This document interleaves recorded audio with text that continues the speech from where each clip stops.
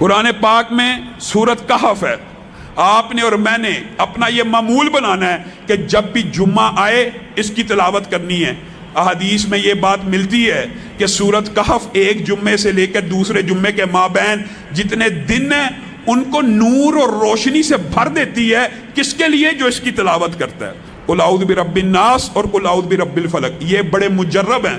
پھر وہی بات، جو بندہ جادو میں ہے، جنات میں ہے، کسی بھی قسم کے ان وسوسوں، وہم و شیطانی کسی بھی قسم کے وسوسے کے اندر پھنس جاتا ہے، یا اس کے بعد لوگوں نے یہ بھی بات اس بارے میں تجربہ بتلایا ہے کہ جن لوگوں کو شیطانی خیالات زیادہ آتے ہوں، یعنی جو راہ ہدایت سے خود محسوس کرتے ہوں کہ ہم اللہ سے توبہ کرتے ہیں پھر ہمارے اندر گناہ کی خواہش پیدا ہو جاتی ہے، وہ کیا کیا کریں؟ وہ یہ دونوں کل کثرت سے پڑھا کریں. اللہ تعالیٰ ان کی عبادت میں ایسی لذت پیدا کرے گا کہ وہ گناہوں سے دور ہو جائیں گے. تو ہمیں یہ کل پڑھنے چاہیے. خود رسول اللہ صلی اللہ علیہ وسلم کے لیے یہ اترے اور رسول اللہ صلی اللہ علیہ وسلم نے اپنا علاج ان دونوں کلوں کو پڑھ کے کیا. آپ یہ دیکھیے، ایک چھوٹا سا وائرس، ایک چھوٹا سا کرونا کتنا بڑا فتنہ بن گیا ہے. WHO کے پوری دنیا غلام بن گئی ہے. دجال اتنا بڑا فتنہ ہوگا، وہ تو شعبدہ بازی کرتے ہوئے کہے گا اگر میں یہ تمہارے آباء و اجداد قبروں سے نکال دوں، زندہ کر دوں، مان لو گے مجھے رب؟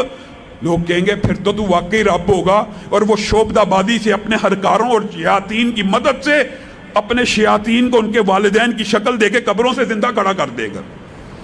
اتنا بڑا فتنہ ہوگا، اور وہی شخص اس کے فتنے سے بچے گا جو سورت کہف کی پہلی 10 آیات پڑھ حفظ کر لے گا نا.